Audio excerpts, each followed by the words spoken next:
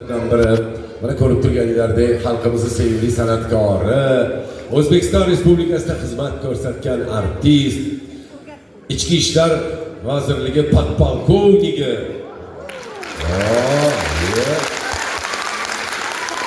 Rahmat.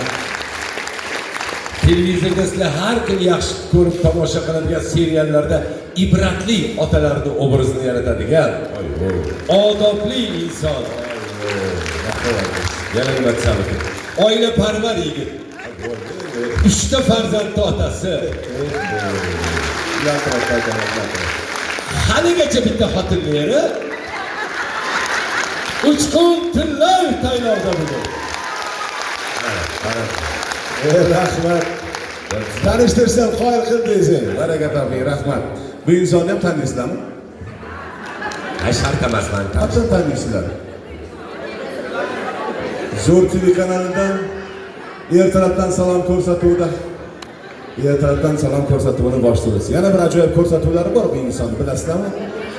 O'tkir tergov, ana bularga. Qalbi qarshilik bo'lsa, ko'rganlar bo'lsa, shu ko'rsatuvni ko'rdingizmi? O'tkir tergovda qancha inson maraqaza qilib tomosha qiladi. Shu ko'rsatuvni ham boshlovchisi, ham o'zi muallif bo'ladilar. Chunki o'zim nomiga qo'yib olganlar, o'tkir tergov. Xullas, shu ko'rsatuvni xo'jayini shu odam bo'ladi. Xullas, bu inson ham yaxshi, ajoyib ustozimiz. Rahmat. Oilaparvar insonlar. Rahmat. Bular ham ichki ishlar podpolkovniki, ansambl boshlig'i o'rinbosari. Shuhrat medali sohibi. Bularning ham 3 ta farzandlari bor. Xudoga shukr. Hamda 2 ta. Hey. Nima? Ishlasa qilmaydi.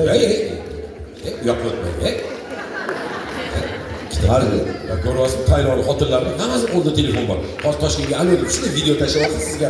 3-chi jahon urushi boshlab ketadi. Gapirmang. Indamang. Aytmayman, opa.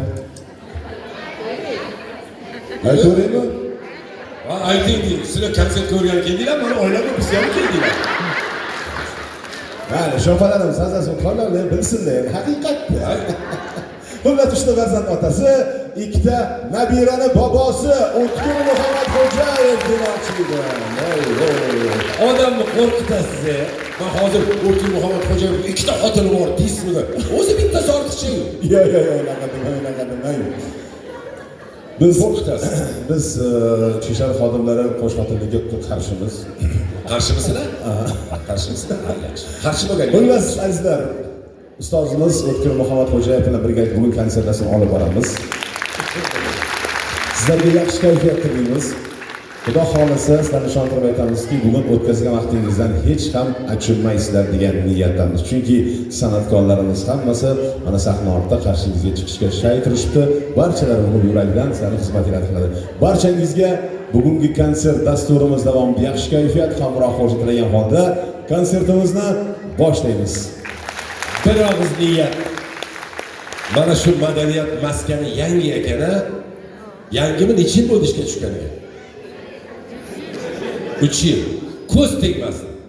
Yulduz Usmonovalar, o'zbek estradasining zo'r san'atkorlariga konsert bersa sizlarga shu yerlarda. Yaxshi kunlarga xizmat qilsin, ehtiyot qilinglar. Juda chiroyli zal ekan. Ana endi boshlasak bo'ladi. Biz O'zbekiston Respublikasi Ichki ishlar vazirligi Madaniyat saroyi ashula va raqs ansamblida siz bilgan, siz tanigan yosh ijodkorlarimiz, o'zbek estradasining yorqin yulduzlari xizmat qilishadi. Bugun bir chekkadan sizlarning huzuringizga ularni taklif etamiz va chiroyli qo'shiqlarimizni sizlarga taqdim etamiz.